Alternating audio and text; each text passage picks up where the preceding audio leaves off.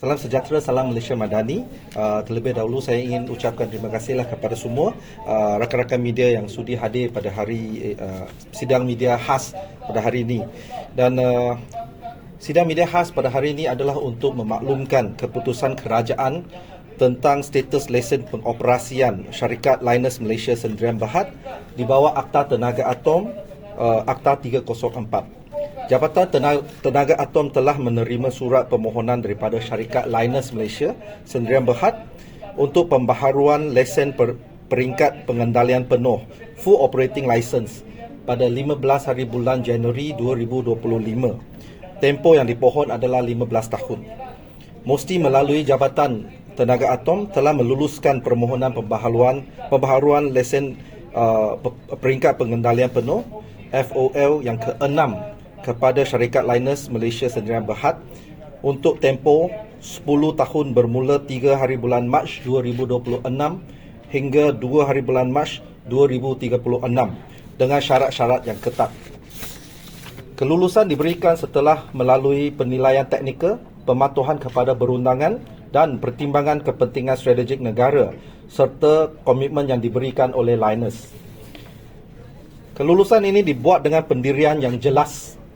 Tiada lagi pembinaan kemudahan pelupusan kekal PDF baru pada masa hadapan lagi bagi residu WLP Water Leach Purification yang melebihi had kawalan di bawah Akta 304. Selepas tempoh 5 tahun pertama, pengeluaran residu radioaktif hendaklah dihentikan sepenuhnya dan residu radioaktif yang dihasilkan dalam tempoh tersebut hendaklah dineutralkan melalui pengekstrakan thorium atau kaedah rawatan yang diluluskan ke tahap kurang daripada 1 becquerel per gram. Ini bermakna tiada lagi pengumpulan residu radioaktif secara berterusan selepas tempoh 5 tahun berkenaan. Ini selaras dengan komitmen kerajaan untuk memastikan tiada lagi pertambahan residu radioaktif secara berterusan di dalam negara kita. Mesti melalui Jabatan Tenaga Atom akan terus melaksanakan pemantauan secara berterusan bagi memastikan komitmen Lynas dalam pengurusan residu WLP dilakukan dengan selamat dan mematuhi Akta 304 dan perundangan subsidiari di bawahnya dengan syarat-syarat yang telah ditetapkan. Selain itu, mesti kekal komited untuk memastikan operasi industri AEE dalam negara dilaksanakan secara selamat, bertanggungjawab dan mematuhi piawaian keselamatan yang ditetapkan. Komitmen ini melalui pemantauan berterusan menerusi sistem pemantauan sinaran alam sekitar Environmental Radiation Monitoring System ERMS yang berfungsi memantau serta mengesan sebarang peningkatan bacaan sinaran secara masa nyata, real time. Data ini meningkatkan kesiapsiagaan kerajaan dan membolehkan tindakan awal diambil bagi mengurangkan risiko radiologi kepada orang awam dan alam sekitar. Ia juga memastikan keselamatan dipantau berdasarkan data tempatan yang sahih tanpa perlu bergantung kepada sumber luar negara. Demi meningkatkan ketelusan, orang awam boleh mengakses data ini melalui laman sesawang rasmi MOSTI dan Jabatan Tenaga Atom melalui pautan yang disediakan iaitu www.mosti.gov.my dan erms.atom.gov.my. Sekali lagi saya ingin ucapkan terima kasih kepada semua rakan-rakan media yang hadir pada sidang media hari ini. Sekian, terima kasih. Any question? Boleh kata PH sebelum ini menentang keras Lynas tapi kini yang nak kepada rakyat lagi melanjutkan lesen Lynas. So apakah respon YB tentang ketika tersebut? Ini bukan satu pengkhianatan. Apa yang kita bantah adalah continuous accumulation of radiative waste in Malaysia. Itu adalah apa yang kita bantah.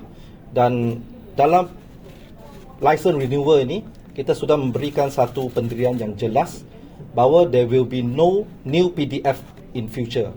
And penghasilan residu WLP itu akan dihentikan selepas first 5 years, iaitu sampai 2031. And then apa yang mereka hasilkan itu, WLP itu, sebelum ataupun dalam tempoh 5 tahun itu wajib dineutralkan kepada waste yang tidak lagi beradioaktif ataupun di bawah 1 becquerel per gram. So I think this is something good, and we will achieve our goal by 2031. So ini adalah satu keadaan ataupun satu komitmen kerajaan lah kepada rakyat Malaysia, dan juga pada masa yang sama kepada pelabur luar, bahawa sekiranya mereka melakukan apa yang ada dalam syarat lesen, mereka boleh terus beroperasi.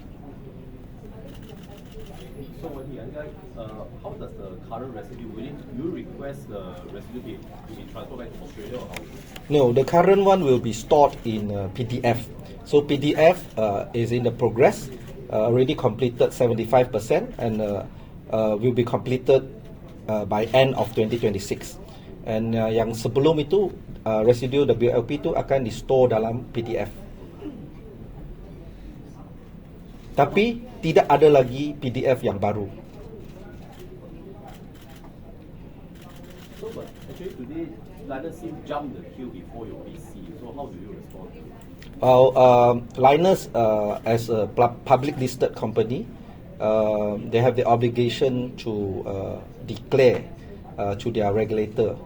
So and so happen their market start at 6 a.m. Malaysia time.